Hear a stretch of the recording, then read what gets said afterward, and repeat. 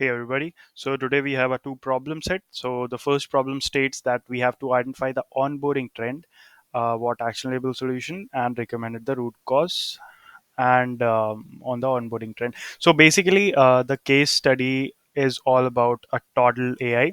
So toddle AI is a platform for kids. So this is for kids, and this is not specially who we are cater is not the kids. We cater the faculty. So what it does is it helps the faculty to make the lesson plan, to make their pedagogy, to make their like systematic approach to the teaching. Okay, so we understand the first problem statement that we need to find the onboarding trends. That means we need to find the matrix that are related or the columns that are related to each other, which affects the onboarding. So we need to find that, and then there is a second problem statement as well, which is design a set of product adoption health metrics, categorizing them in excellent, concerning, and poor, counting the column N and T. So three solution for each cohort that we will see again later. So first of all, we will see what is actually the user onboarding diagram. So we will say as user onboarding diagram as UOD. So first the user will come and it will be a registration. Now the new registration will be done, so it will see the accessing onboarding. So now when the registration is done, it will go to the onboarding platform.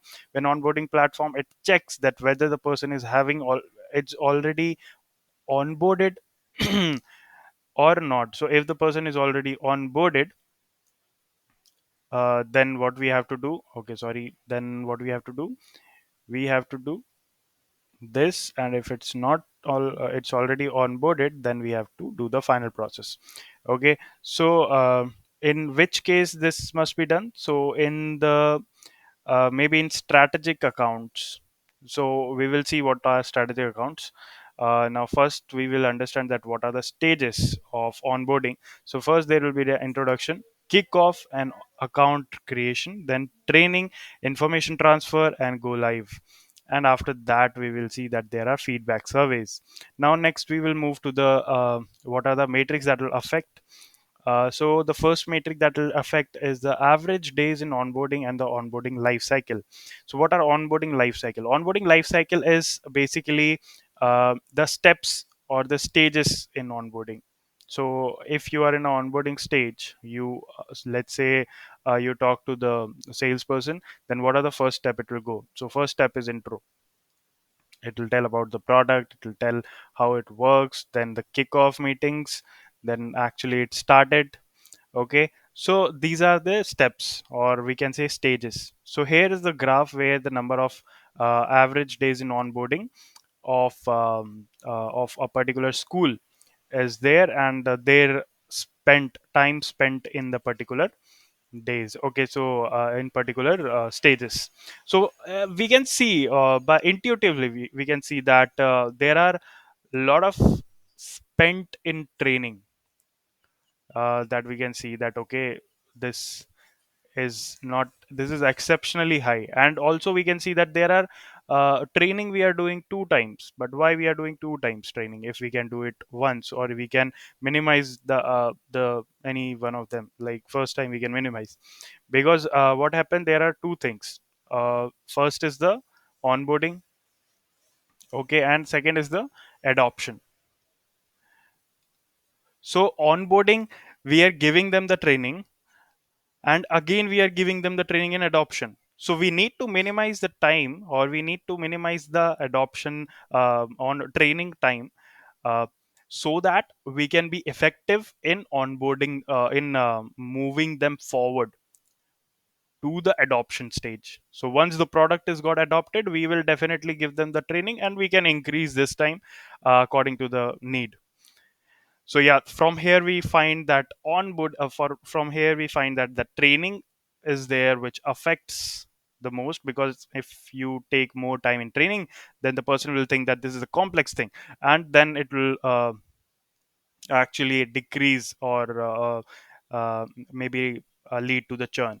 So here it is, there is a graph which says that where at which stage of the payment status the more number of time is spent, also accounting to the the training, the part which says that onboarding life cycle. Yeah, life cycle, and this is related here. So we will come to this graph later, but first we will see some more interesting. Now we will see that what are the impact, actually, if we are giving the training, what impact has to be done here. So if the impact, if we are giving the training in adoption stage, that is 1752 journals have been posted. So that means the training in adoption is bit more interesting, because in training in onboarding gives less account creation, give less journal posts, so that means the engagement is low. So we can see that even after giving the training, we are not actually providing them the much more effective way of understanding the things. So we can give them the basic introductory sessions, and we can have what are uh, first thing. So the basic thing that we are solving, we need to deliver the first thing fast. We can say it as first thing fast. So if we implement this step, first thing fast here, then definitely we will reduce the training time here, and we can also give them the training of other features later in the adoption stage. Now coming to the next part, that is the risk assessment. So this is also the onboarding stage wise. So we can see that where the risks are more. So we can see that in risk step is high in training. Risk step is high to medium, and not at risk is the introduction. Okay. So in total, again, we can see that we are focusing here again in the training part, because the training part is comes under the risk factor. So they are risky because the churn has to be done. The churn can be done there. Now again, if we see that the strategic accounts, um, and that is also plan wise, so we have two plans, that is 360 and the pro. So and what are strategic accounts, if I say so? So if I have a strategic account, that means I have to get something extra, because a strategy account is that who gives MRR to the company, that is their monthly recurring revenue, they gives the monthly recurring revenue to the company. So here we can see in the 360 plan there are strategic accounts, and those strategic accounts are getting um, delayed in different stages. So we can see that there are different stages. So first step is 250, second 490, and this so on. So that actually gives that there are more time taking processes, that it will take more time to actually do awaiting PO. So in awaiting PO, it takes a lot of time. That is 250. In out for sign is also takes 490. Okay, so we need to follow this step to consider 360 plan. Inside 360 plan, there are strategy account. We need to focus more on the strategic account to reduce their churn. So what it does is we need to so actually this will be more clear in the graph that we have next actually. Yes, this graph. So this graph shows actually the average time for per school. So this are the average time for this much school.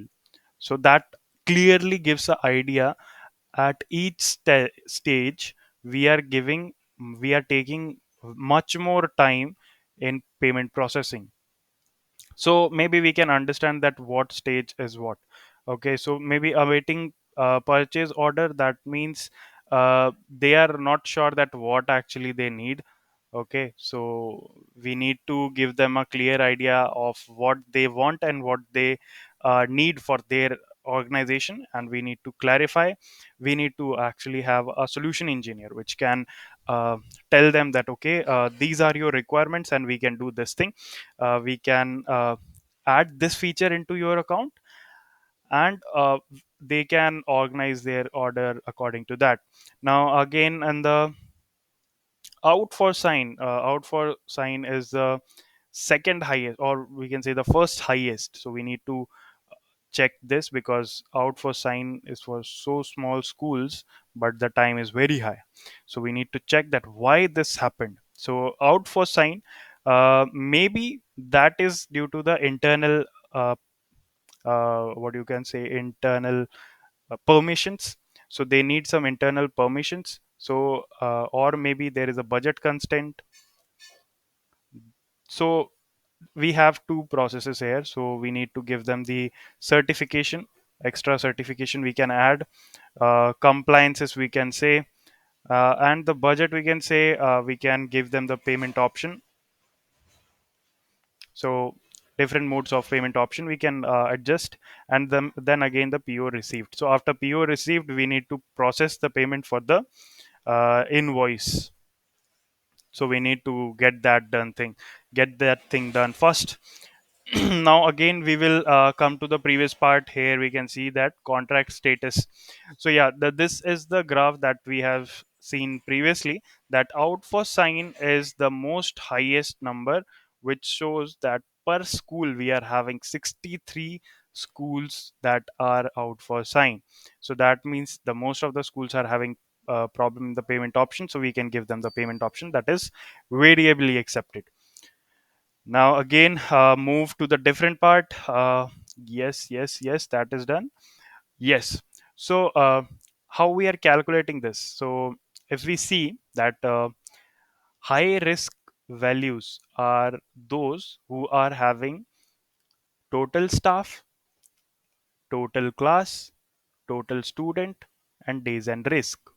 That means this particular section tells that I am at risk from 227 days, averagely speaking, and his staff is also less. His staff is also less.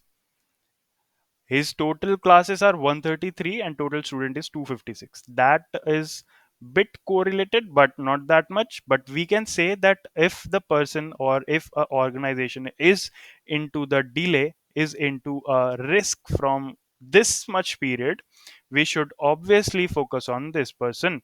But why is that happened in the first place? So this is because after having a total staff of this much also, they are not able to cope up with the this small class section. This is not a big classes to student ratio. That means the staff is not well trained. So here we can calculate that they are not well trained. We need to focus on their training. So whoever are at high risk, we need to focus on training part their training part. Again, now parental involvement. So in when we talk about the uh, kids, or we can say the toddlers, lot of the decision, or I'll say the all of the decisions are taken by their parents. Okay, so parents involvement is the major metric.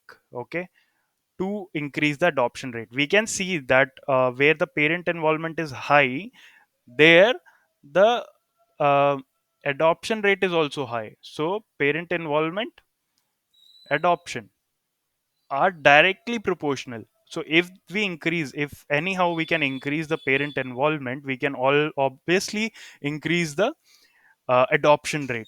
Okay, so we can also see that not at risks, so risk factor is there. We can also see that where the parent involvement is high, the risk factor is also very low. So parents are inversely proportional to risk. If more number of students with parents, then risk is also low. Now what are our action plans that has to be given here? Also, yeah, one more thing, how can we increase the parent involvement? So there are two three major things that we can do. The first thing is the uh, uh, we can say the what do you call, sessions, or We can say sessions, or we can say there has to be different workshops. Yeah, so sessions or workshop, we can say, has to be done for the use of toddle. Okay, so session will tell that, okay, how to use the toddle, how you can effectively use to check your students or check your uh, child success or your child performance. Also, we will have to train the staff. Okay, so who are staff? So according to me, I am considering staff here is two kinds. So first is the teacher, and second is the admin staff.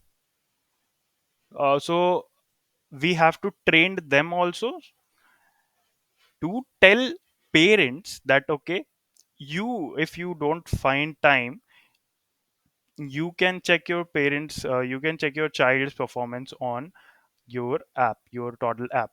Okay, yeah, and also I have some action plans that are very much related, or it can increase the effectivity what I have seen between them. So first we have a very not very bifurcated or very different kind of plan. We have a, so instead of we will give them a like this in, you are in this step. Okay, we can actually give them steps or stages. So for example, we will say that in the first stage or in the first week you just have to done with the requirements. Okay, so you just have to do the requirement part. Okay, you don't have to think anything else, you just have to do the requirement part. Then in the next week, what we can see that, okay, now the second step will be the configuration part. So we will check all your configuration, you need to check all your configuration. The third week will be the decision making. The fourth week will be the, so this is called the theme based planning, we can say, theme based planning and theme based project plan. So we will, instead of giving them the task, we will give them the project plan, that, okay, you need to complete this in this task. And also we will give them the uh, a simple bar which will say that you are in, you have completed 60% of the task. Now what you have to do, you have to complete only 30%. And what it will do, it will automatically add it into their calendar, and it will schedule a meeting. By doing this, they are actually force themselves to connect that, to configure that. Yeah, so this is my, actually in my opinion, I think that is the best thing that we can do. And another is the pre kickoff meeting. So I we can see that there are kickoff meetings, that is also like very outlier are very much outliers are there. So for some schools there are meetings go for a long and all. So what we can do is we can set uh, before kickoff that whether who are coming into those meetings.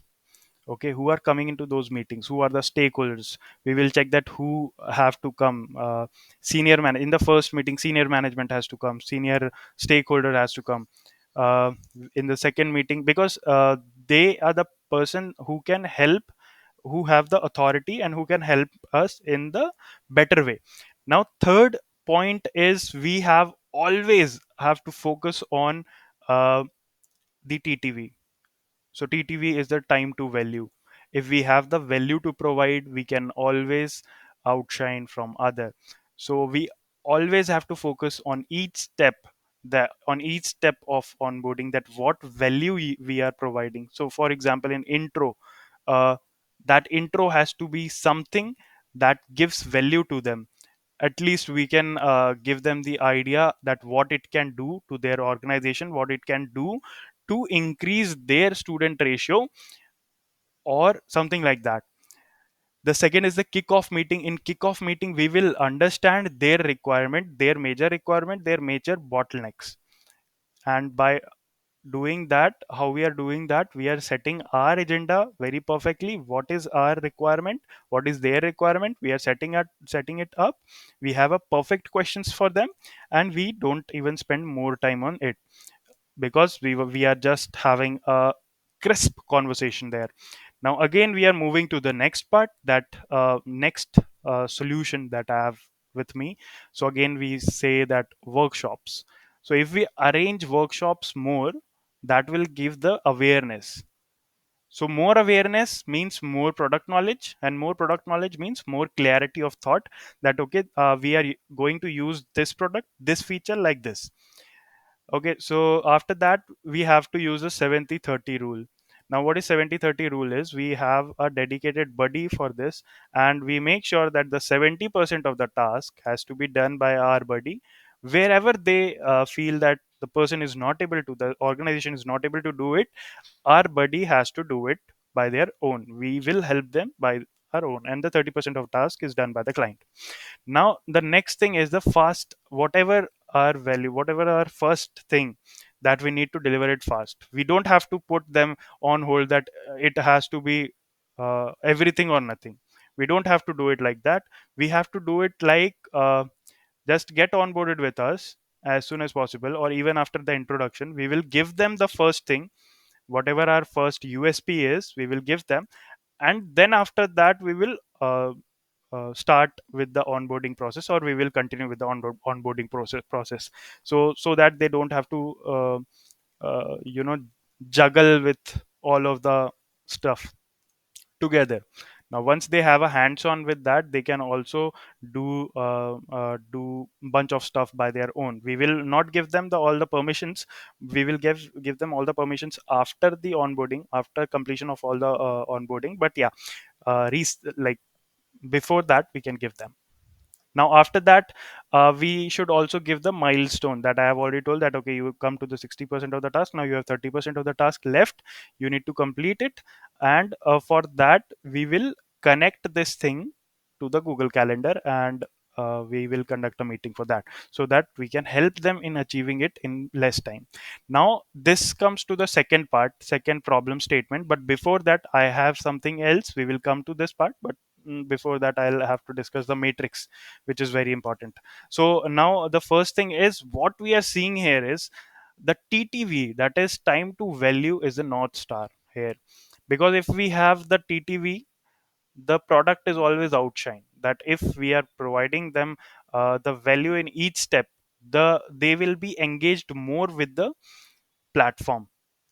Now second is the activation rate. Now how much activation we are doing, that is the L1 metric. So L1 metric gives us the business understanding, that okay, this is a activation rate, and this will tell that okay, this much student have been, this much organization have been converted, so or activated or get adopted. So average onboarding time, that we have to see, that we have to look, that okay, this has to be low and this has to be high.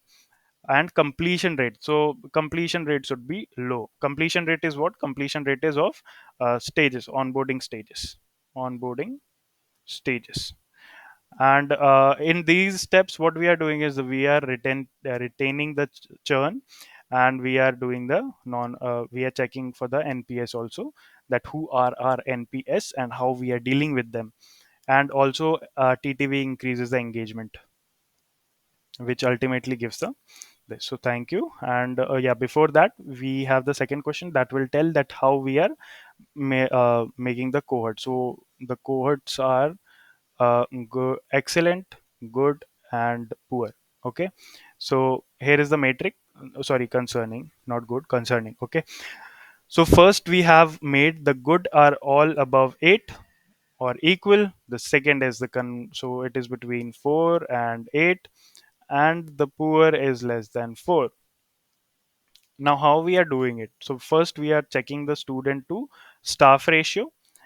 Second, we are seeing the units created and learning engagement. So basically we are checking the engagement part, then we are checking for the announcement parent engagement part. Okay, and based on this we are making an analysis, and we are segregating all the schools. So these are the schools, and this will tell that how each school is performing. And now if we see that 34% of school is having an excellent bar, 55% is concerning, and poor performance is 9.93%.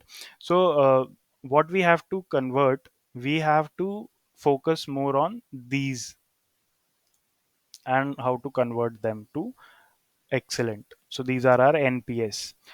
Okay, actually, this net promoter, this is not, this is detractor. Okay, now how we have to do it? I have already told that how we can increase the engagement. So basically, it's all about the TTV and how we can increase the TTV if we have the engagement more, and how we can deliver the first thing first, and also if how much um, uh, like fast, or how can we expedite our onboarding process. So onboarding, because we can see that in a training period only, there are a lot of people who are in at risk, who are a lot of organization who are at risk. Okay, so we have different this here we already told them in the previous. And thank you, this is all from my end. Thank you so much, and hope you'll consider this again, and you will see the value in this.